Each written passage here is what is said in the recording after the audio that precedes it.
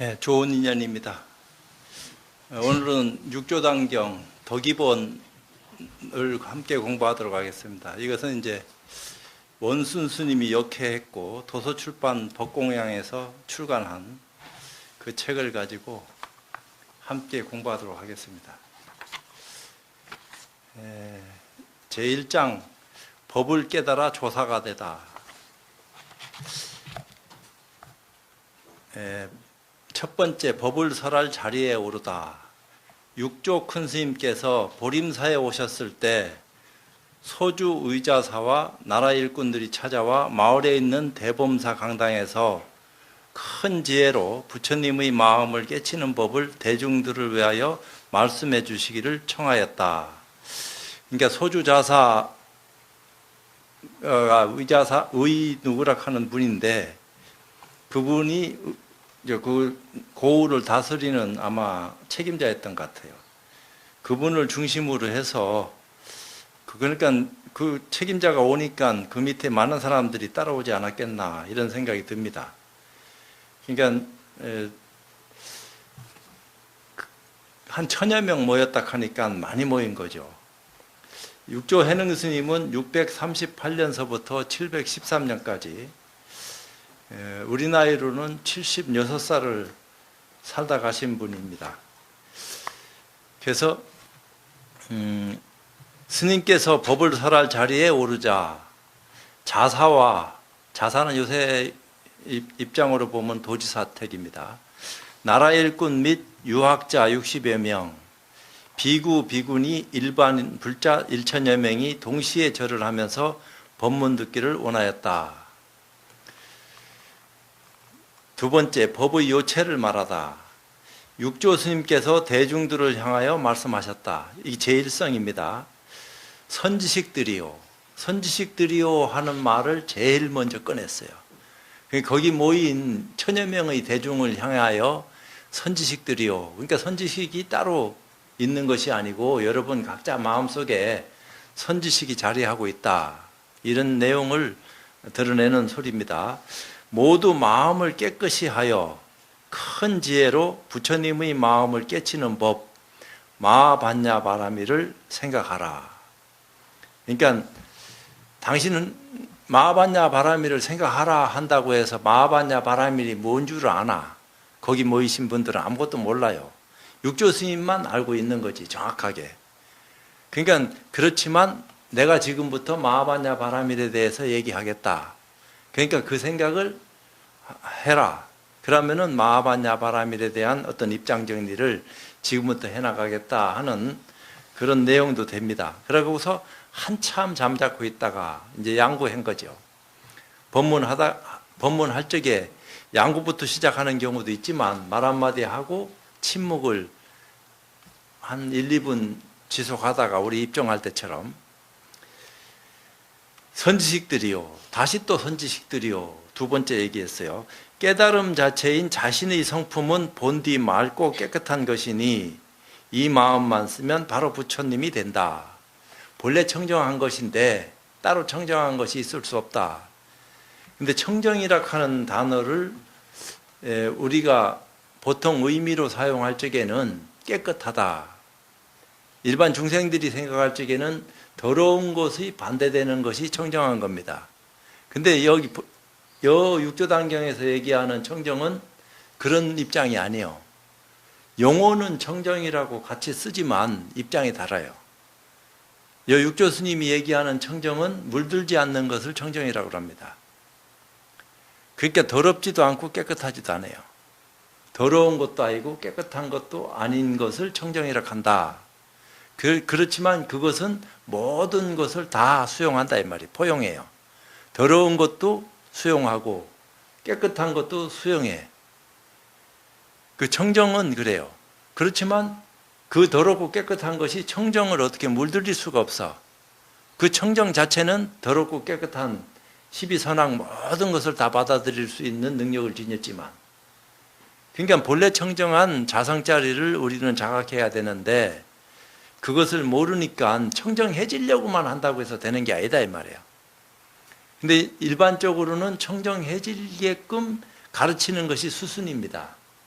그럼 명상이니 뭐니 다 이런 것은 본래 청정의 개념에서 얘기되어지는 것이 아니고, 물론 그것도 청정해져야 된다 하는 입장에서 비롯된 소리를 하는 것이지만, 근본 마음 당처가 청정하다, 그건 깨끗하다. 근데 우리가 인식하는 육안으로 보여지는 청정을 말하는 게 아닙니다. 불법의 눈으로 이해할 수 있는 청정을 얘기하는 거지. 그 무슨 말씀인지 이해를 하셔야 돼요. 불법이라 하는 것은 불안과 법원을 갖춘 입장을 얘기해요. 불법 아닌 게 어딨나 이렇게 얘기하면 안 돼요. 내가 눈을 갖춰야 돼요. 불법에 대한 올바른 가치관을 눈뜰 수 있도록. 육안을 갖추면은 도덕적 가치관을 이해합니다. 선악 시비에 대해서 옳고 그름을 가릴 수 있는 눈을 갖췄다 이렇게 얘기해요. 거기서 한 걸음 더 나가면은 신통을 볼 수 있는 천안을 눈뜬다 이런 얘기해요. 거기서 한 걸음 더 나가면은 아라한가를 증득하는 해안을 눈뜬다 이래 된 겁니다. 그러니까 유의법으로는 최고의 경지가 해안이에요. 그 아라한들이 가지는 안목입니다. 법안은 보살들이 가지는 눈이에요. 불안은 부처님만이 가지시는 눈이고. 그러니까 오한을 얘기했지만, 그렇지만 금강경에서는 오한도 다 이름일 뿐이다. 그 이름에 우리가 연연할 필요는 없다. 실제로 공부해서 자기가 육안을 넘어서 천안, 해안을 눈열 수 있는 그런 공부 인연을 우리가 알지 않으면 안 된다. 이런 내용입니다. 세 번째는 법을 얻게 된 인연들. 3-1 해가지고 금강경 외우는 소리를 듣다. 3-1이라 하는 것은 원순 스님이 이 역해를 하면서 자기 임의로 그 순차를 정해놓은 겁니다. 선지식들이요. 선지식들이요 하는 소리가 3번 나왔어요, 지금. 내 삶의 흔적과 법을 얻게 된 사연을 들어보아라. 내가 지금 이 자리에 오기까지 내가 어떤 사람이고 어떻게 살았는지 그거부터 출처를 얘기하겠다. 이렇게 말을 하면서 나의 아버님은 본관이 범양인데 낙향하여 영남의 신주 백성이 되었다. 이제 귀향 온 거지 어찌 보면은. 내가 불행하여 아버님은 일찍 돌아가시고 늙으신 어머님만 홀로 남게 되었다.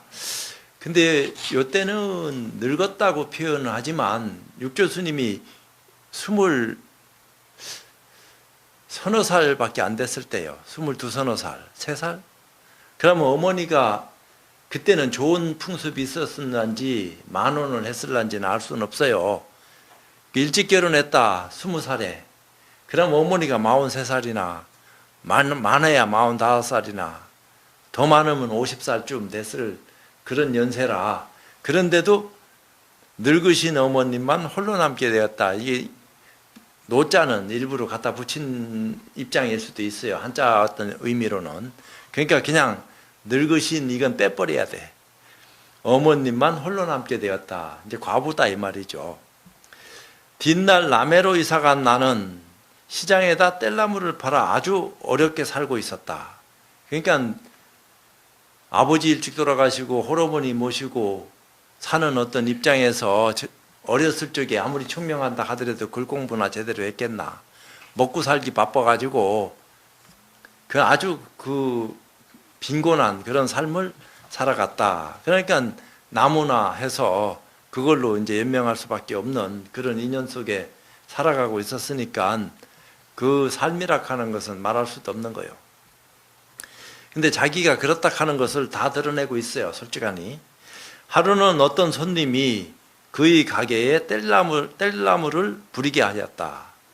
그러니까 뭐 시장에서 뗄나무 팔고 있는데 평소에 알고 지내던 사람인지 지나가다 봤는지 우리 가게에 그 나무 좀 갖다 부려라.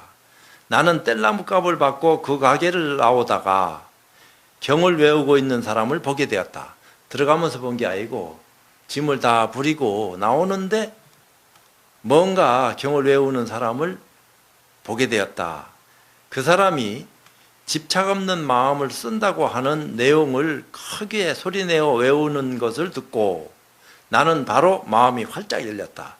응무소주 이생기심 하는 그 대목에서 마음이 열렸다. 이래 된 겁니다. 나는 너무 기뻐서 그 사람에게 물었다. 근데 불교도 모르고 배움도 없고 그냥 어찌 보면은 무지막지하게 살아갈 수밖에 없는 삶을 살았는데 금강경 소리가 귀에 들어오면서 뭔가 변화가 일어났다 이 말이야. 깨달음을 눈 떴다 이래 된 거요. 그러니까 해능이 궁금해서 무슨 경을 외우십니까? 왜 그 경 외우는 소리를 듣고 내가 왜 이런 변화가 일어났지? 이게 도대체 뭘까? 그러니까 거사한테 무슨 경을 외우십니까? 금강경입니다. 어디에서 이 경전을 갖게 되었습니까? 아마 경 외우는 선비가 나이가 좀 많았을 거예요. 그래도 궁금한 거야. 내가 이런 변화가 일어났는데 누구한테 변화 일어났다 소리도 못하고 경 읽는 분한테 가서 물어볼 수밖에. 이제 근데 내가 이런 변화 일어났습니다. 처음부터 얘기할 수는 없는 거 아니에요. 무슨 경을 읽으셨습니까? 금강경이요. 어디서 얻으셨습니까? 아마 그 내용들이 많이 생략된 어떤 입장을 글로 표현하다 보니까 지금 이런 식으로 간단 명료하게 드러내고 있는 건데, 이 내용을 이제 육교수님이 공부하고 난 뒤에 15, 16년 지나고 난 뒤에 이걸 드러내고 표현하는 것이니까 그렇게 생각하고 이것을 이해를 하면 훨씬 더 쉽게 들어옵니다. 그러자 이제 거사 손님이 얘기하기를 기주 황매연 동선사에서 가져왔습니다. 그 신주 땅에서 기주 황매연까지 가려면 여기는 남해인데 거리가 내가 이제 직접 한번 차를 타고 택시로 이동을 한번 해본 적이 있는데 하루 좀 들을걸요.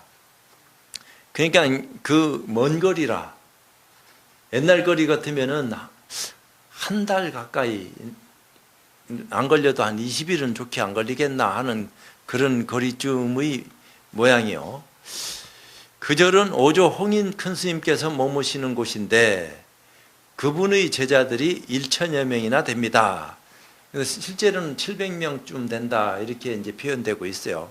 여기서는 그 선비가 과장한 건 아니고 700명이나 1000명이나 뭐 셀 수가 있나 대충 1000여 명 되는 것 같다 이렇게 표현한 거죠. 내가 그분을 스승으로 모시고 이 경을 받아 지니게 되었습니다. 그러니까 옛날에는 한번 절에 가면은 당일치기로 오는 경우도 있지만 지금처럼 그렇게 당일치기 안 해요.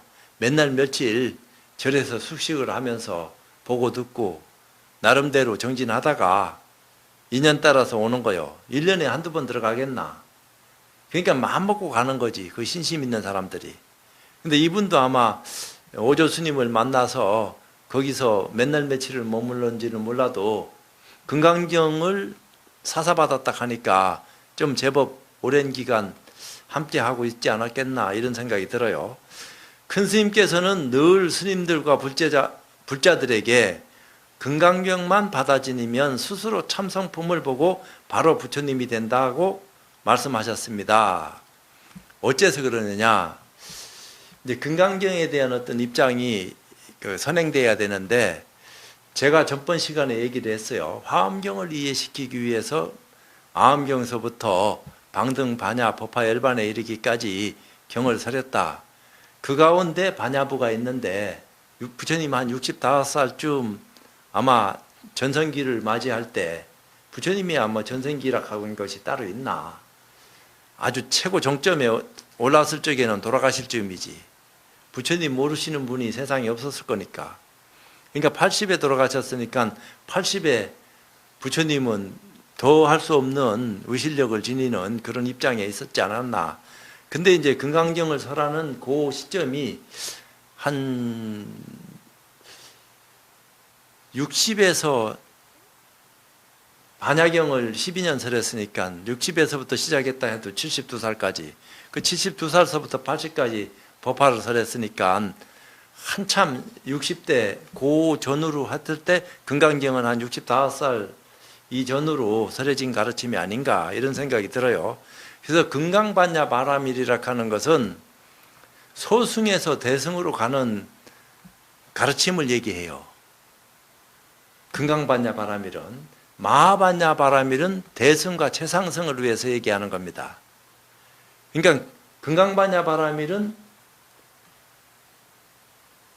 반야바라밀은 반야바라밀인데 금강하고 반야하고는 틀려요. 마하하고는.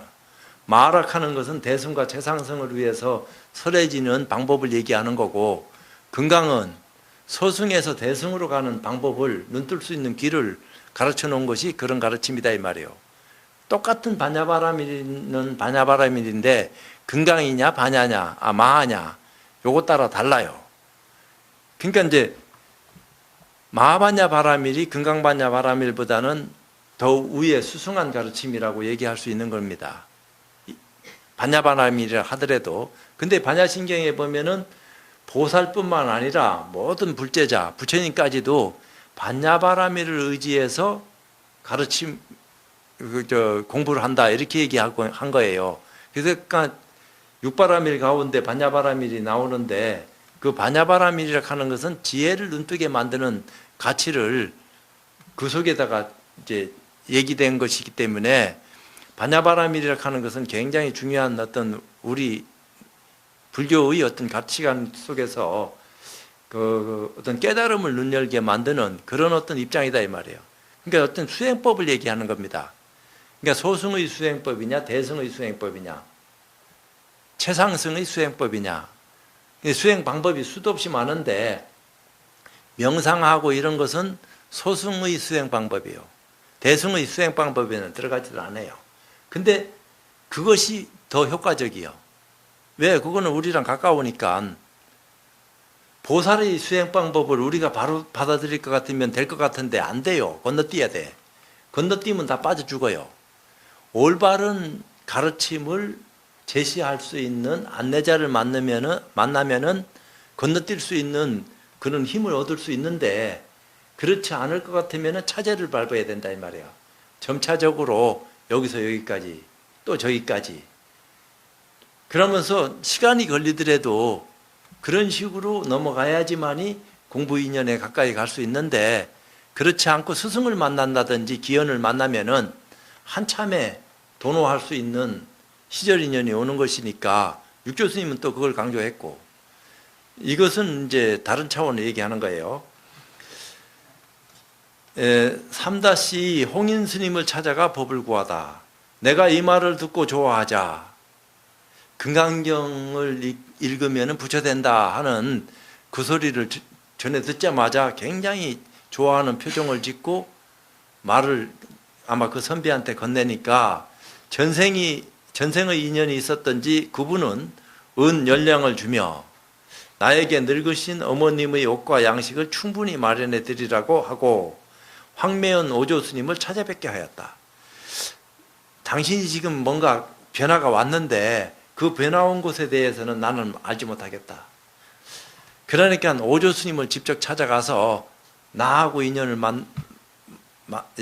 말씀드리고, 지금 나의 입장이 어느 입장에 있는 건지, 어떻게 공부해야 되는 건지 그 가르침을 받으면은 훨씬 더 효과적인 공부를 할 수 있을 것 같다 하는 그런 입장에서 선비가 생면부지 사람을 금강경 한마디로 인연이 돼가지고 은자 열량을 받았다 이 말이에요. 그 당시 은자 열량은 도대체 어느 정도 다닌지는 몰라도 충분히 어머니 봉양 일정 기간 할 수 있고 다녀올 수 있을 정도다. 그러니까 이분이 엄청나게 여유가 있었던 분인 것 같아. 불제자라 하더라도 육조 스님을 만나려고 기다린 분처럼 숙세에 무슨 인연이 있었는지 나무부리로 간 그 생명부지를 뭔가 금강경 듣고 안목이 조금 열린다는데, 이 선비는 안목이 열린 분은 아니에요. 오조 스님한테 금강경을 배웠고 그것이 읽으면 좋다고 오조 스님이 얘기하는 그런 입장 때문에 계속 큰 소리로 읽고 있었던 중인데, 지나가던 육조 스님이 그때는 행자도 아니지, 미천한 신분이 때 22, 23살 때 그 소리 한마디에 훌쩍 깨달았다 이 말이야. 근데 그 뭐가 인연이 됐는지 돈까지 받고 오조 스님한테 찾아가도록 유도했으니까, 지금 그 입장에서도 육조라고 내가 계속 얘기는 하지만 오조 스님을 빨리 만나고 싶은 마음이 컸을 거예요. 내가 지금 몸으로 받아들인 이 입장이 도대체 뭘까? 뭔가 깨달았어. 변화가 일어났다 이 말이요. 그 분명하게 변화가 일어난 것을 육조는 알아. 근데 선비도 어렴풋이 느낀 건 있어. 그러니까 내가 이게 더 이상 가르칠 수는 없고 오조 스님 찾아가게 해야 되겠다. 이 사람 특이한 사람이다. 그리고 또 나로 인연해서 이 사람이 눈을 떴는데 내가 도움을 줘야지. 이런 생각 왜 안 했겠어? 그러니까 육조 스님도 당연한 건 아니지만 겸손하게 그 어떤 입장을 받아들이고 그럼 내가 오조 스님한테 찾아가야 되겠습니다. 근데 얘기는 충분히 했겠지. 내가 오조 스님한테 찾아가더라도 우리 어머니 봉양도 그랬고 내가 지금 가고는 꼭 가고는 싶은데 참 그런 입장이 못 되니까 하니까 선비가 그 입장을 알아가지고 노자를 주면서 다녀와라. 이래 된 거 아닌가 이런 생각이 들어요.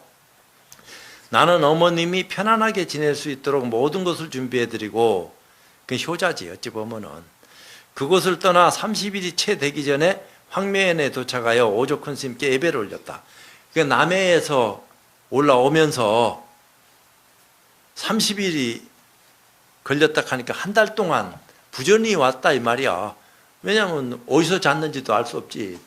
돈 있다고 해서 편한 데서 잘 수도 없을 끼고.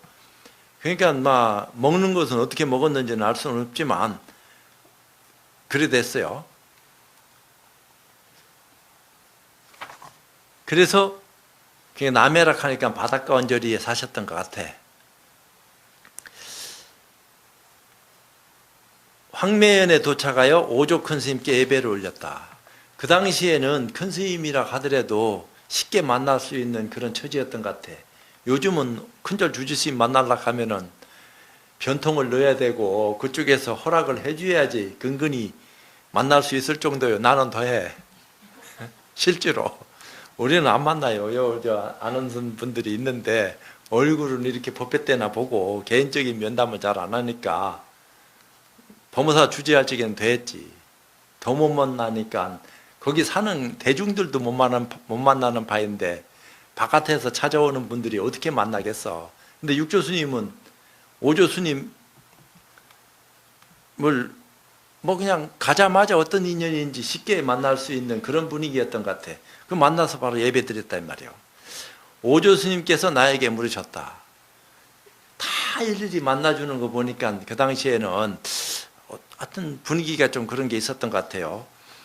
너는 어디 사람이며 무엇을 찾으려고 하느냐? 여기 왜 왔냐? 그러니까 저는 영남 신주 사람입니다. 저 남쪽에 신주락 하는 곳에서 태어났습니다. 멀리서 스님을 찾아온 것은 오직 부처님이 되려고 할 뿐 다른 것을 찾지 않습니다. 금강경 읽는 소리를 듣고 불교를 조금 이해를 하는 적이 있었는지 없었는지 내가 알 까닭은 없는데 언제 불교를 알았겠어요. 먹고 살기도 바쁜데. 근데 오조 스님 만나자마자 부처님이 되고자 할 뿐. 그러니까 오조 스님이 뭐라고 생각했겠나. 저 맹랑한 놈 봤나 이렇게 쓸란지 아니면은 다른 차원에서 한번 이게 살펴봤을란지 알 수는 없단 말이요. 그러니까 오조 스님이 너는 하찮은 영남 사람인데 남쪽 오랑캐인데 어떻게 부처님이 된단 말이냐? 너 가당치 않은 말이나 한다고 생각하느냐? 말도 되도 않는 소리를 내 앞에서 떠들고 앉았어 하고 짐짓 시험을 한 거요. 오조 스님이 콱 찍어 눌렀다 이 말이야. 깔보면서. 오조 스님이 남 깔보는 분은 전혀 아닐 낀데 왜 찾아오자 만나줬는데 만나주면서까지도 왜 깔봐야 되노? 그러면 아직 처음부터 만나지 말아야지. 근데 부처되고자 한다 하니까 이놈이 무슨 소리야 하는 거야. 근기를 한번 떠보자. 안 봐도 아는데 쿡 눌렀다 이 말이야. 근데 사투리가 심해서 말이 잘 통했을란지 내가 알 수는 없어. 저 밑에 사투리하고 우리나라도 제주도 방언은 우리가 못 알아먹어요. 내가 제주도 갔더니 자기네들끼리 막 얘기하는데 내가 이게 남의 나라 왔나 이게 뭔 소리야 도대체 이런 소리가 들리더라고. 제주도 사람들끼리 얘기하는데 우리는 전혀 못 알아듣는 소리를 막 해적게 가지고 내가 그거 이해하려고도 안 했지만 그런 때가 있었어요. 큰 스님 심부름을 내가 한번 갔었는데 제주 분들이 한 7, 8명 모여가지고 나를 놓고 막 얘기를 하는 건지 그 편지를 보고 얘기하는 건지 무슨 내용인지는 몰라도 막 얘기하는데 전혀 못 알아듣겠더라고. 조금은 알아듣겠는데 알아들으려고 하면 딴 얘기 나오니까 그게 뭐 살필 수 있는 계기가 안 됐더라고요. 해능이 얘기하기를 사람에게는 남과 북이 있더라도 부처님의 성품에는 본디 남과 북이 없는 법입니다. 언제 이런 걸 배웠어 또. 근데 가면서 30일 동안 국리했는지 어쨌는지 내가 알 수는 없지만 이런 소리를 오조스님 앞에서 감히 건방지게 자기가 하고 싶은 말을 그냥 다 드러냈다 이 말이야. 저와 큰 스님이 사는 곳은 다를지라도 저는 남쪽 살고 스님은 북쪽에 지금 여기 오조 황매연에 사는데 그 황매연은 강북입니다. 그러니까 양자강이 있으면 강남, 강북을 나누는데 황매연은 양자강 건너자마자 있어.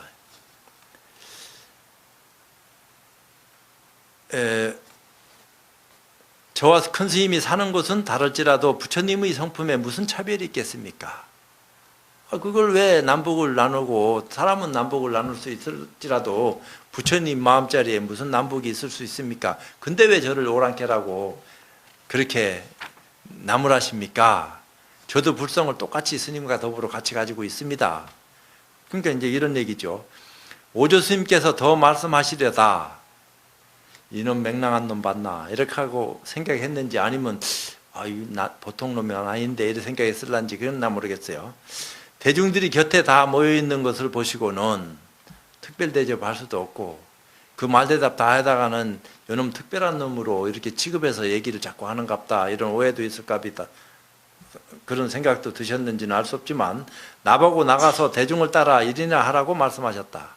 너는 여기 그냥 2년 따라 왔으니까 여기 있고 싶으면은 저 나가서 일이나 해. 나는 말했다. 그런데 그 눈치도 못 채고 육조 스님 해능은 그냥 뭐라 했냐면 제가 큰 스님께 여쭙겠습니다. 저희 본디 마음은 늘 지혜로워 자신의 성품을 떠나 있지 않기에 그 자체가 복전입니다. 성품 그대로가 복을 짓는 복밭이다 이 말이요. 그런데 큰 스님께서 저에게 무슨 일을 하라고 하시는지 잘 모르겠습니다. 이미 복밭을 내가 가지고 이 밥만 잘 읽으면은 성품이 확연해서 그대로 다 복전이 되는데 어디 가서 무슨 일을 하라고 나한테 얘기하시는 겁니까? 그러니까 이것도 근기가 날카로운 거야. 그러니까 오조가 뭐라 하냐면은 이놈이 제법 한 소리 하는구나. 거기서 일부러 싹 그냥 깔아뭉개는 거지. 어찌 보면은 냉큼 입 다물고 방앗간에 가서 일이나 하라. 그냥 일을 하는 것만 해도 됐는데 이제 한마디 거들다가 방앗간으로 쫓겨난 거야. 그러니까 그냥 보통 허드렛 일을 하면 될 일을 방앗간은 굉장히 힘든 일이거든. 방앗 찢는 거. 최고 힘든 일, 너 임마 괘씸한 놈. 방앗 났죠? 이렇게 됐다 이 말이야. 인연이 안 되면 떠나는 기고 인연이 되면은 방앗 찢는 기고 뭐 둘 중에 하나인데 이놈이 근기가 어떤 놈인지 한번 내가 지켜봐야 되겠다. 뭐 시험 삼아 지켜보자 이런 건 아니에요. 오조 스님 정도 돼서 근기 모르겠나. 벌써 말하는 투가 이놈 젊은 놈이지만 어디서 뭘 봤는지 요상한 소리 하는구나. 그렇지만 대중한테 섞여 놓으면은 대중 분위기도 흐릴 수 있다 이 말이야. 말하는 데 따라서 지 말 자꾸 할 거니까. 그러다 보면은 공부가 된 사람이라 하더라도 절에 들어와서 10년 20년 산 사람을 이길 수 있나. 괜히 쓸데없는 소리나 듣고 이놈이 뭐 알았다고 하더라도 입 다물어야지 별소리 다 하는구나 해가지고 자꾸 그냥 해코지는 않았지만 괘씸죄 걸려가지고 고약한 일 당할 수도 있다 이 말이요. 후원으로 가니 어떤 행자님이 나무를 쪼개고 디들방아를 찢는 일을 나에게 시켰다. 8달쯤 지난 어느 날 오조 스님께서 나를 보고 말씀하셨다. 그렇게 방아만 묵묵히 한 8달 찢고 있었는데 나는 너희 견해가 쓸만하다고 생각했다. 하지만 사람들이 시기하고 질투하여 너를 해칠까 걱정되어 다른 말은 하지 않았다. 네 말하는 틀을 보니까 뭔가 인연이 있어서 여기 온 줄은 내가 알았다. 그렇지만 쓸데없이 말을 하고 자꾸 이상한 소리 하면은 남들이, 내가 너를 인정하면은 남들이 오해할 값이 짐짓 그랬는 거 너 아냐? 너는 내 마음을 알고 있었더냐?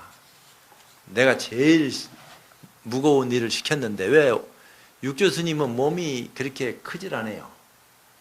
방아를 찢는데 방아 무게를 못 이겨. 몸이 약해가지고. 그러니까 등에다가 돌을 지었어. 방아 무게를 이기려고. 방아를 돌려야 되니까, 인자방아를. 그러니까 돌을 이고 방아를 돌렸어요. 그러니까 남보다 힘이 더 드는 거지. 그래도 그 일을 묵묵히 했다 이 말이야. 근데 오조 스님이 와서 내가 너한테 이렇게 한 그 인연을 아느냐 이랬어요. 그러니까 저는 스님의 뜻을 알고 있었습니다. 그러기에 감히 스님 앞에 나아갈 생각을 하지 않고 다른 사람들이 눈치를 못 채게 했습니다. 눈치 못 채게끔 그렇게 이제 마음을 쓰고 있었다. 오조 스님께서 하루는 모든 제자들을 불러 말씀하셨다. 세상 사람에게 태어나고 죽는 문제가 아주 큰 일이다. 생사 문제가 가장 큰 문제다. 그런데도 그대들은 하루 종일 복만 구할 뿐 쳇바퀴처럼 태어나고 죽는 괴로움에서 벗어날 생각을 않는구나. 성품을 깨달아야지 공덕을 쌓을 수 있어요. 성품을 깨닫기 전에는 복은 쌓을지는 몰라도 공덕은 못 져. 공덕은 보살이 돼야지 공덕을 쌓을 수 있어요. 근데 그거는 우리는 공덕을 짓는다 이런 소리를 수시로 하지만 공덕 짓는 것은 언감생심이요. 그것은 안목이 열려야지 공덕을 쌓을 수 있는 힘이 생기는 겁니다. 그러니까 지견이 열려야 된다 이 말이요. 바른 눈을 뜨고 부처님의 가르침 속에서도 대승의 가르침을 소화할 수 있는 큰 안목이 열려야지 공덕을 쌓지. 안 그러면은 복만 짓고 마는 거예요. 그러니까 복 짓는 것은 윤회하는 거죠. 공덕을 쌓아도 윤회할 파인데 복 짓는 걸 말할 거 뭐 있겠느냐 이런 얘기를 한 거예요. 자신의 참 성품을 알지 못한다면 어디에서 복을 구할 수 있겠는가?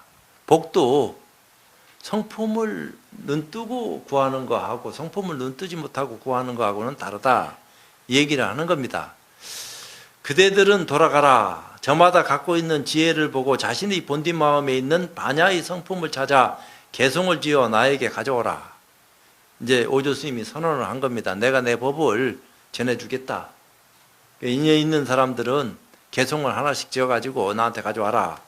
큰 뜻을 알고 개송을 지었다면 나의 법을 전하여 6대의 조사로 삼겠다. 선언을 한 겁니다. 어서 서둘러 지체하지 말라. 경계를 헤아리고 있다면 옳지 않다. 이때만 하더라도 육조 스님은 까마득히 몰랐어요. 이런 말을 오조 스님이 했는지 어쨌는지 그냥 방아만 찍고 있었을 따름이요. 자신의 참성품을 본 사람은 그 자리에서 알 것이다. 이와 같은 사람이라야 춤추는 칼날이 목에 들어와도 태연히 이 자리를 볼 수 있는 것이다. 생사 지경에 생사가 닥쳐온다 하더라도 태연하게 이게 생사라구나 하는 것을 받아들일 수 있는 마음의 여유를 공부한 사람이라면 능히 갖췄다.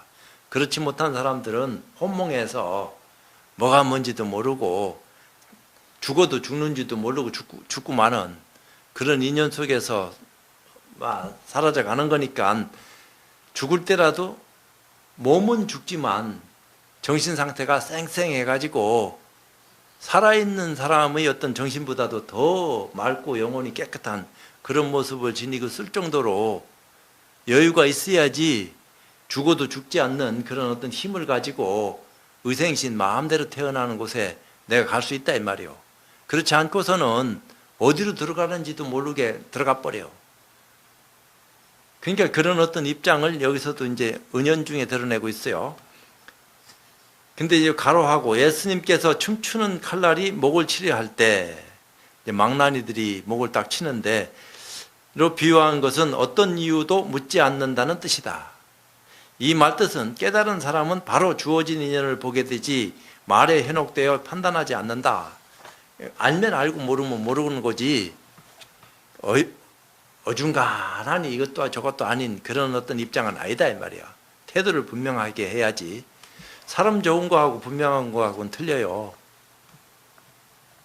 좋은 것은 좋은 거지만 분명하면서도 좋아야지. 그냥 좋기만 하면 당하기만 한다고. 근데 당해도 좋은 게 좋다 하고 얼마든지 당해줄 수 있는 힘을 가지고 있다 하면은 그것도 괜찮아. 알고 당해주는 거니까. 얼마나 여유가 많으면은 그렇게 할 수 있겠어. 그건 쉽지 않은 겁니다. 대중들은 오조 스님의 말씀을 듣고 물러나와 서로 말하였다. 우리들은 일부러 힘들여 개성 지을 것이 없다. 700여 명이나 되는 대중들, 1000여 명이라고 얘기도 하지만 애써 개성을 지어 큰 스님께 바친들 무슨 이익이 있겠는가? 신수 스님이 현재 교수사이시니 반드시 저분이 법을 얻는다. 부질없이 우리들이 개성을 지어봐야 힘만 들 뿐이다. 우리가 벌써 평소에 저분 밑에서 공부하는 어떤 입장인데 저분 어떤 실력이 오조 스님을 능가할 정도로 그 사람들 입장에서는 더 빨리 닿았던 것 같아. 이 신수 스님의 스승이 오조 스님인데 오조 스님이 신수 스님을 교수사로 인정하고 임명하면서 대중들을 가르쳐라. 근데 오조 스님도 가르쳤겠지만 신수 스님이 가르치는 것이 대중들한테는 훨씬 소화력이 빨리 가까이 이렇게 들려지는 그런 가르침을 폈는 것 같은 느낌이 들어요. 이걸 봐서는 오조 스님은 힘은 있지만 그게 대중들한테 뭐 힘이 없다 이런 건 아니에요. 최고 어른으로서 영향을 발휘하고는 있지만 신수 스님처럼 화려하진 않았던 것 같아. 어찌 보면 신수 스님은 대중의 신망을 한 몸에 받을 정도로 기대감이 컸었어. 그러니까 대중들이 아이고 우리는 개성 져봐야 다 시간 낭비다. 신수 스님한테 개성 짓도록 우리는 기다리자. 그 신수 스님 개성이 잘 됐든 못 됐든 왜 오조 큰 스님께서 판단하시지 않겠나. 우리가 아무리 해봐야 그분을 못 따라가니까 두 분이 알아서 할 나름이다. 이렇게 판단하고 입장 정리한 겁니다. 모든 사람들이 이 말을 듣고 개성 지을 생각이 없어서 우리들이 뒷날 신수 스님에게 기댈 것인데 오조 스님이 가시고 난 뒤에는 신수 스님이 대중을 거느리는데 이 얘기입니다. 어찌 번거롭게 개성을 짓겠는가라고 말하였다. 그게 대중 분위기다 이 말이죠. 신수 스님은 생각하였다. 모든 대중들이 개성을 큰 스님께 바치지 않는 것은 내가 그들을 가르치는 입장에 있기 때문이다. 그러니 내가 반드시 개성을 지어서 큰 스님께 바쳐야 한다. 부담이 엄청나게 큰 거야. 개성을 바치지 않는다면 큰 스님께서 어떻게 내 공부가 깊은지 얕은지를 알 수 있겠는가? 개성 안 바쳐도 깊은지 얕은지 이미 알아. 그렇지만 공개적으로 대중 앞에 드러내서 입장 정리를 하려고 오조 스님은 짐짓 그런 생각을 했다 이 말이야. 육조락하는 것이 계산에 들어가 있는 거요. 왜 이미 만났을 적에 그걸 알았으니까 방앗간에 와서 내가 너 방앗 찍게 하는 것을 알지? 예, 뜻은 알고 있었습니다만 감히 가까이 못 갔습니다. 그렇게 하고 난 뒤에 지금 개성 지어라고 대중들한테 얘기했고 대중들은 아이고 신수 스님이 교수사인데 우리가 지어서 뭐 하겠냐. 그러니까 기다리자. 이런 입장이고 신수 스님은 또 대중들이 나한테 기대감을 그렇게 가지고 개성을 짓기를 바라는데 내가 개성은 지어야 되겠는데 하는 부담감이 컸다 이 말이야. 개성을 바치는 뜻이 법을 구하는 데 있다면 옳은 일이지만 조사의 자리를 바란다면 나쁜 일이다. 이걸로 봐도 신수 스님 양심이 있는 분이야. 그러니까 신수 스님도 보통 분은 아니야. 대중의 존경을 받을 수 있을 정도고 오조 스님이 신수 스님을 긍정하고 교수사 맡겼는데 그 정도 모르고 맡겼겠나. 이것이 어찌 범부가 성인의 자리를 빼앗으려는 것과 다름이 있겠는가. 그렇다고 내가 개성을 바치지 않는다면 끝내 법을 얻지 못할 것이니 포기하기도 참으로 어려운 일이다. 그건 나한테 기대하는데 내가 어떻게 포기할 수 있겠느냐. 한번 내 나름대로 공부한 견처를 오조 스님한테 들어바쳐야 되겠다. 이때 이제 오조 스님의 방 앞에는 세 칸의 복도가 있었다. 절에서는 공복 노진에게 능가경 변상도와 오조 혈맥도를 그곳에다 그리게 하여 뒷날 공부하는 사람에게 도움을 주려고 하였다. 이제 오조 스님이 벽에 아무것도 이제 뭐 이렇게 단청을 하고 나는데 여기도 벽화가 이렇게 쭉 그려져가 있는데 거기에 이제 빈 곳에 공복 노진이라 하는 것은 저렇게 벽화 그리고 하는 그런 분인 것 같아요. 그 불러와가지고 내가 이런 뜻이 있으니까 여기 능가경 변상도 하고 오조 혈맥도를 좀 그려줄 수 있겠는가 하고 부탁을 했단 말이야. 근데 신수는 개송을 지어 큰 스님께 바치려고 여러 차례 큰 스님 방 앞에까지 갔다. 하지만 그때마다 정신이 아찔하고 온몸에 식은땀이 흘러 차마 바칠 수가 없었다. 개송은 지었어. 근데 이거를 신수 스님이 오조 스님한테 들어바치려고 하는데 주저주저 하는 거야. 그 왔다 갔다 마음도 그렇고 심란해. 쑥 들어가서 바치면 그만인데 이러기를 나흘에 걸쳐 13번이나 개송을 바치려고 하였지만 끝내 그렇게 하지 못하였다. 쉽지 않은 일이요. 근데 신수 스님도 보통 양심가가 아니고 그렇지만 개송 짓지 않은 건 아니고 근데 뭐 때문에 그렇게 주저주저 했는지 그건 알 수는 없지만 깨달음이 없으니까 주저할 수밖에 없다 이 말이에요. 제 생각에는 깨달음이 있었을 것 같으면 주저하지 않지. 옛날에 내가 그랬어요.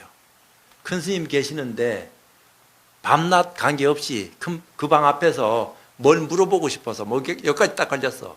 묻고 싶은 말이 체면이고 뭐고 문 열고 들어가서 묻고 싶어. 근데 막상 가서 부딪히려고 하니까 지금 정진하고 계시는데 아니면 쉴 건데 주무실 건데 이거 내가 문 열고 확 들어가면 무슨 생각 하실까 이런 것도 오고 그러니까 차마 못 들어갔어. 꼭 내 꼴이야. 그 당시에 신수 스님 어떤 입장이 그러다가 나는 일이 쉽게 풀렸어요. 그렇게 하고 난 뒤에 스님이 혈맥론을 가르쳤는데 혈맥론을 첫날 가르치고 둘째 날 가르칠 때 내가 그 스님 만난 지 6일째야. 올라가자마자 한 4, 5일 쉬고 혈맥론을 가르치겠다 이래서 혈맥론을 펴고 배우는데 둘이 배웠어. 나랑 내 도반 스님 한 분하고 둘이 배우는데 첫날은 둘이 배우는데 둘째 날은 그 스님이 예비군 훈련 간다고 가고 나 혼자 이제 마주쳤어. 그러니까 내가 이제 물어볼 기회가 생겼어. 나는 학교 다닐 적에 한 번도 질문 안 했던 사람이야. 공부도 못했지만 선생님한테 질문도 해야 될 거 아니야. 질문을 할 생각을 안 했어. 뭐 여기까지 올라오고 자식도 없었어. 왜 질문을 해야 이런 생각도 참 없었고 뭐 질문을 하든지 남들이 하든지 말든지 나는 안 할 뿐이지. 그래 있었는데 맨날 전서부터 며칠 전 올라가서 하루 이틀 자고서부터는 계속 뭘 묻고 싶은 거야. 그래서 밤낮 주야로 들락날락 했는데 여기까지 찾는데 1대1로 만났을 때 내가 물은 거야. 스님 제가 여쭤볼 말씀이 있는데 물어봐라 이러더라고. 그래서 내가 알고 싶어 하는 말을 물었어. 물으니까 스님이 대답을 하지 않고 비유를 쏙 드는 거야. 호공 비유를 드는데 저게 무슨 소리고. 그러면서 내가 스스로 생각하기로 행주자 어묵동정에 마음 가지고 쓰고 있고 깨닫고 못 깨닫고 관계없이 성품은 다 가지고 쓰고 있는데 이것이 성품이지 무슨 성품을 또 깨달으라고 자꾸 깨달아라 이런 소리를 자꾸 하냐. 이것이 바로 성품이 아니고 뭐냐. 난 이런 생각을 한 거야. 그 질문을 던지는 고위 입장에서도 뭘 또 깨달으라 하는 말이 필요한가. 깨달은 사람이나 못 깨달은 사람이나 부처나 중생이나 다 불성 가지고 지금 사용하고 있다 하면 이거 자체가 바로 그건데 깨달아야 될 입장이 뭐 있노? 그게 증상만입니다. 깨닫지도 못하고 지가 깨달은 것처럼 착각하고 오해하고 정신 나간 소리 그런 생각에 사로잡혀 가지고 그렇지만 마음 한쪽에는 뭔가 찝찝한 게 있어. 왜 거기 올라가기 전에 생사를 걸어놓고 내 나름대로 막 7, 8개월 죽어놨었거든. 피골이 상접할 정도로. 근데 답은 안 나오고 공부는 점점 멀어지고 깝깝은 하고 뭐 그러다가 막 스님 만나서 물어보고 싶어도 못 물어보고 들락날락 하다가 끝났는데 1대1로 딱 마주쳤을 적에 내가 물었다 이 말이야. 물으니까 묻는 거 싸그리 무시해버리고 허공 비유를 쓱 드니까 내가 뭐 그 말이 그 말 아닙니까? 내가 그랬어. 스님 말씀하시는 그 말이나 내가 듣고 있는 이 입장이나 스님 얘기하는 거나 듣는 내 입장이나 뭐가 다릅니까? 그 50보 100보지. 근데 뭘 깨달으라 말아라 하는 말 자체가 내가 생각해도 우리는 본래 깨닫고 나온 것 같은 생각이 듭니다. 내가 또 이랬다. 그러니까 씩 웃더라고. 그러면서 이렇게 문이 열려가 있었어. 1대1인데 여름이야. 한여름 8월달인데 문이 쑥 열려가 있는데 저 바위 밖에 딱 가르치면서 저 바위가 보이느냐 이러대. 예, 뒤돌아서 예, 보입니다 했더니 어린 꼬마가 보는 거하고 나이 든 늙은이가 보는 거하고 보는 데 있어서 하는데 내가 탁 터져 뺐어. 그러니까 막 이게 관통이 돼버렸어. 섬광 같은 것이 번쩍하더만 온몸이 그냥 뭐가 뭔지 모르겠는 그런 시간을 나도 모르게 가지게 됐어. 그러고 잠시 잠깐 그러고 말도 안 했어. 첫 마디가 내 입에서 나온 게 싱겁네요. 이래 됐다 이거. 내가 여태까지 알고 있었던 그 일이 입장만 달랐지 전혀 몰랐던 것은 아니었구나. 그렇지만 알고 모르고의 차이는 내가 큰일 날 뻔했다. 마군이 될 뻔했구나. 공부하고 난 뒤에도 자칫하면 마군이 되는 파인데 지금도 마찬가지고 공부했다고 해서 거기서 끝나는 게 아니오.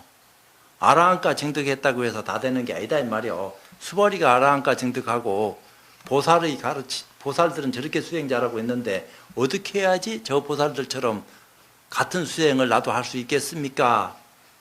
이걸 물은 것이 금강경인데 부처님은 너한테 아상인상 중생상 수자상이 있어서 저 보살들처럼 공부가 원만하지 못하다 이렇게 된 거 아니요? 그 아상은 뭐요?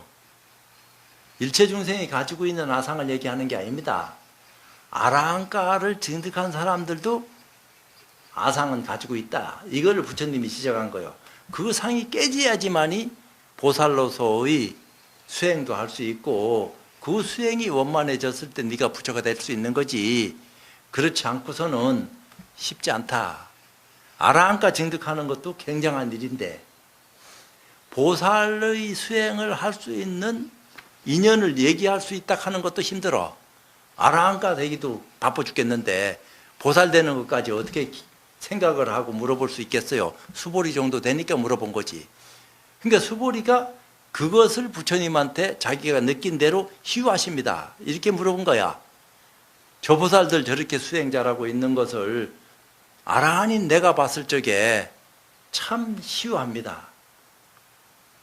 어떻게 하면 저 보살들처럼 저도 저희들 선남자 선녀인도 안욕자라 삼맥삼보리를 증득한 건 똑같은데 공부를 그 이상으로 잘할 수 있는 그런 어떤 인연에 나갈 수 있겠습니까?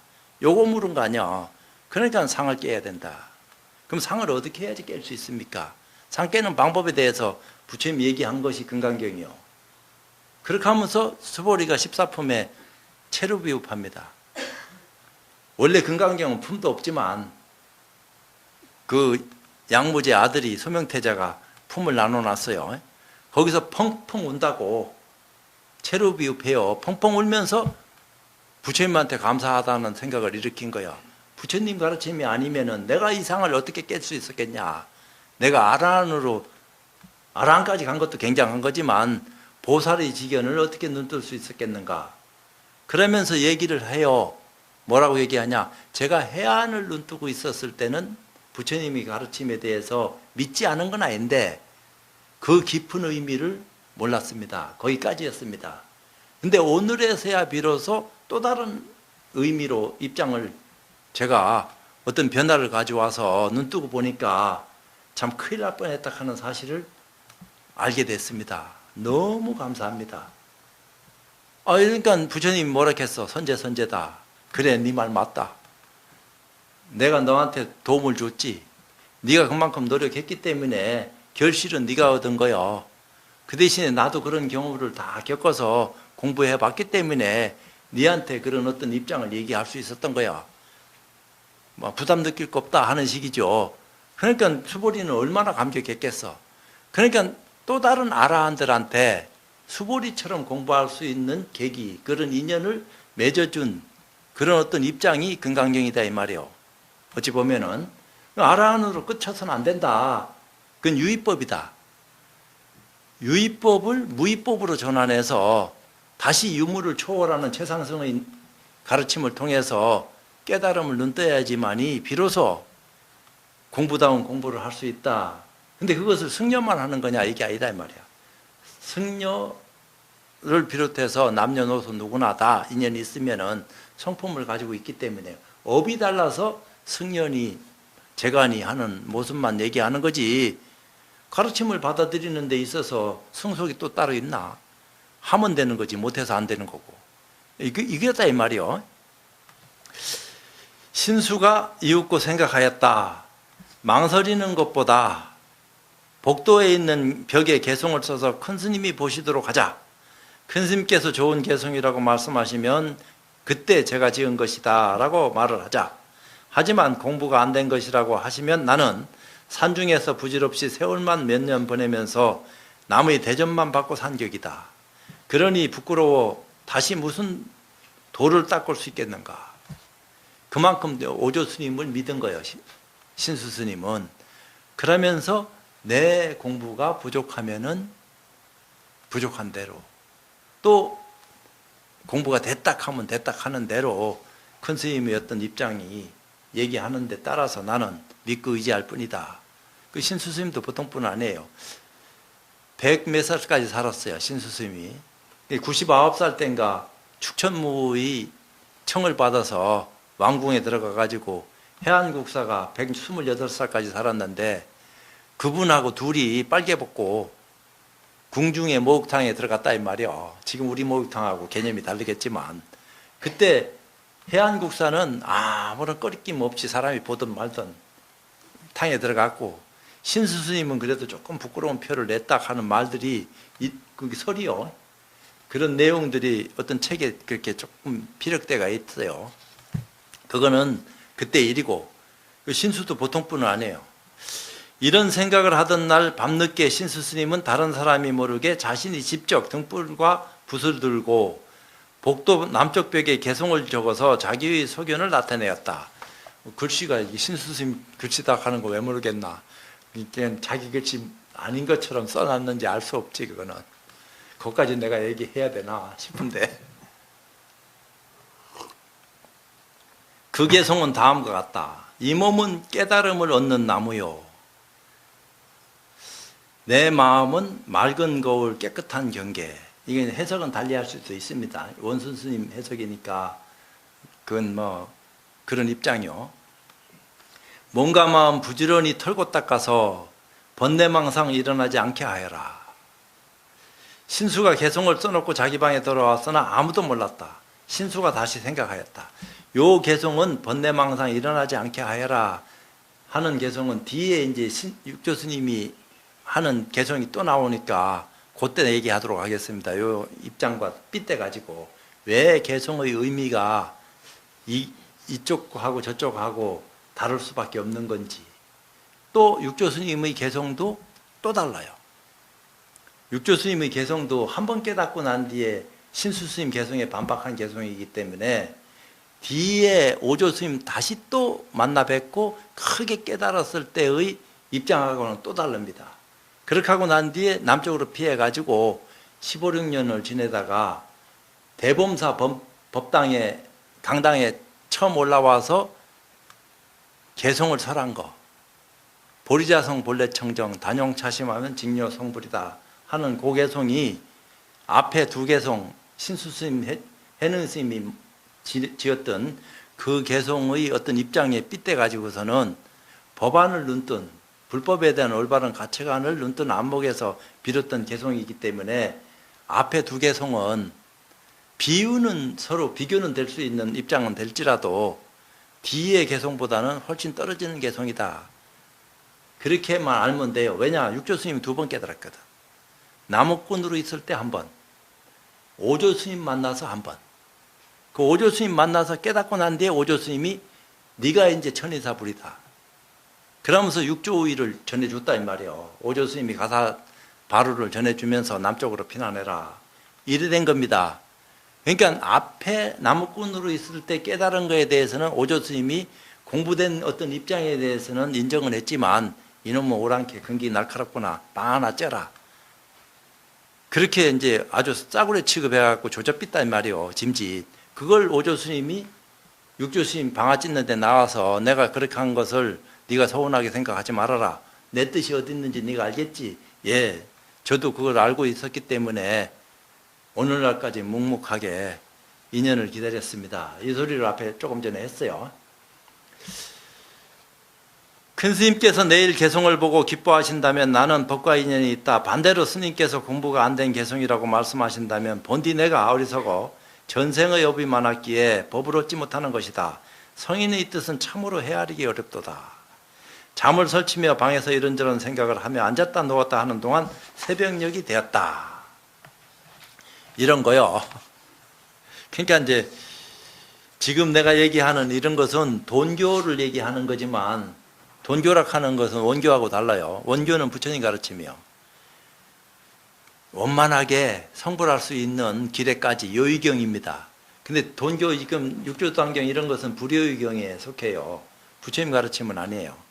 그렇지만 깨달음을 눈뜨는 순간 모든 변화를 수용할 수 있는 내적 힘을 갖추는 것이기 때문에 안목이 바뀌는 순간에 찰나지간이지만 전혀 이쪽 저쪽의 변화가 다르다 이 말이에요. 그러니까 면벽해라 이렇게 하니까 이런 벽 보고 앉아있는 것을 면벽이라고 안 할 수는 없어요. 이거는 육안을 가진 사람들이 하는 면벽이야. 근데 좀 천안 이상의 어떤 생각을 구하고자 하는 면벽은 눈앞에 정신적인 벽을 가르친다 이 말이에요. 내가 아무것도 모르고 깨달음이 없기 때문에 눈 뜨고 있어도 달달봉사와 같아. 그러니까 앉고 서고 오고 가고 일체가 다 벽이라. 깨닫지 못하는 순간은. 깨닫는 순간 그 벽이 무너진다 이 말입니다.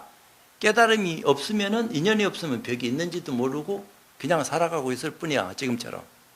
근데 공부에 인연이 있다 보니까 잠깐 사이에 이런 벽이 내 앞에 있었구나. 그럼 이 벽을 어떻게 해야지 제거할 수 있겠나. 이 벽이 두꺼운지 얕은지는 몰라도 나는 이런 벽이 나한테 있는지도 모르고 여태까지 살아왔다. 지금 이런 벽을 보게 만들어줬으니까 이 벽을 깨야 되겠는데 이 벽을 깨지 않고서는 생사 못 벗어난다. 생사를 벗어나기 위해서는 이 정신적인 벽을 한번 타파해야 되겠는데 물리적인 벽 같으면 망치로 깨면 깨지지. 얼마든지. 요새는 포크라인이 있으니까 한번 탁 밀어버리면 금방 무너져 버릴 낀데 정신적인 벽이라 하는 것은 아이고 대포로 쏜다고 해서 그놈 벽이 무너지겠어? 그런 게 아니다 이 말이요. 그런 벽을 무너뜨릴 수 있는 방법을 소화하고 있는 선지식 안목을 가까이 해야지. 그것도 인연이 있으면은 그런데 나아가서 한눈 더 뜰 수 있는 기회가 제공된다 이 말이요. 그렇지 않으면 쉽지 않습니다. 얘기가 쉬운가? 내 말 어려워요? 너무 쉽게 얘기하나? 아니 지금 상식적인 어떤 법상식입니다. 일반 상식이 아니고 불교의 어떤 육조단경을 통해서 바라보는 또 다른 시각을 육조단경의 입장에서 얘기하고 있는 것이기 때문에 단경은 어려워요. 근데 알면 쉬운데 모르면 어렵다고. 그러니까 단경을 설하면 절이 망한다 했어요. 옛날부터.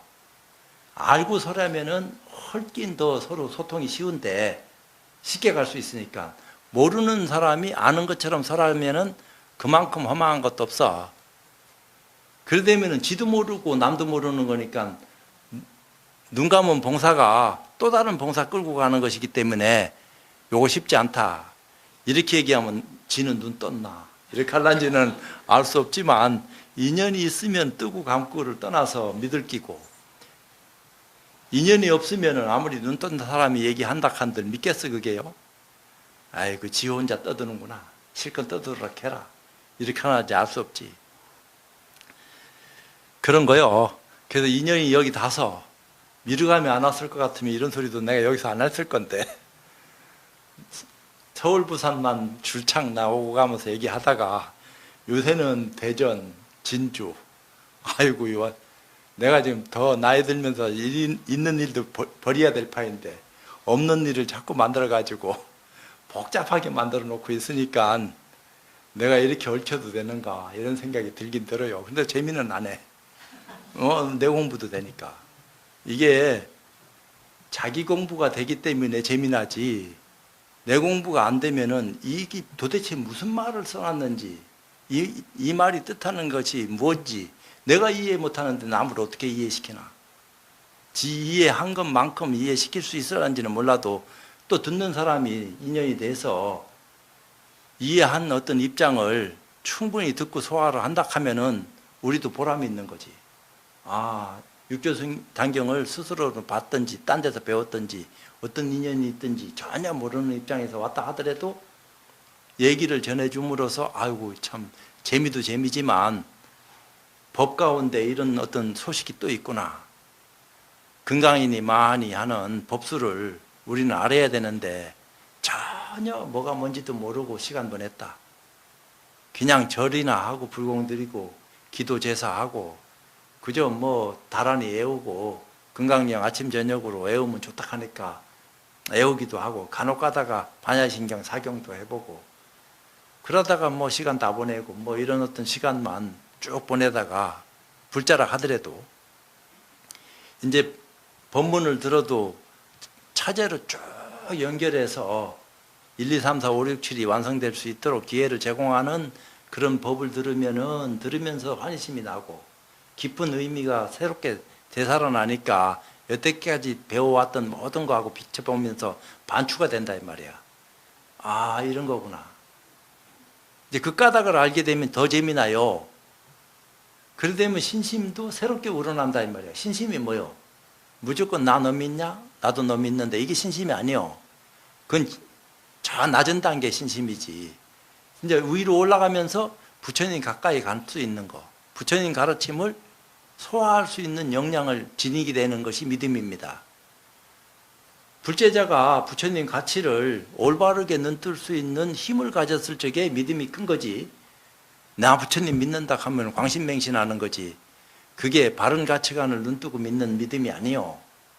믿음은 믿음이지 정신없이 믿는 거니까 누구를 해코지 하게 될란지 알 수 없는 믿음이다 이 말입니다.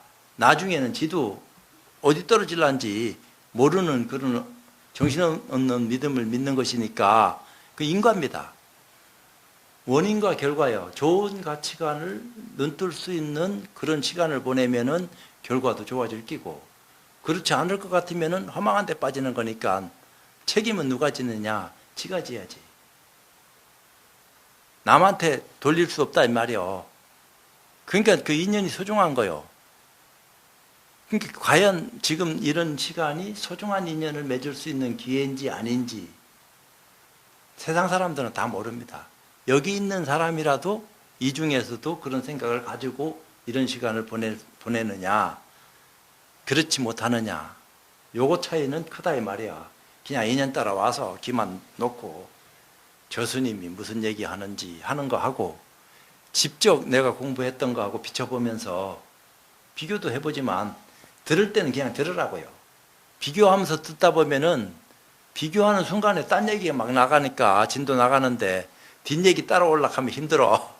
그러니까 계속 마음 비워놓고 있어야 돼요. 그것이 공부하는데 더 효과적이다고. 무슨 말인지 아시겠습니까? 이제 1시간 딱 했으니까 조금 더 했는 것 같으네. 오늘도 끝날 수밖에 없는 시간이요. 좀 더 하면 좋겠지만 어떡하겠노. 이쯤 해도 되는 거지. 양이 많이 진도 나간 겁니다. 그러니까 다음 보름 저녁에 와서 뵙도록 하고 오늘은 이것으로 마치도록 하겠습니다.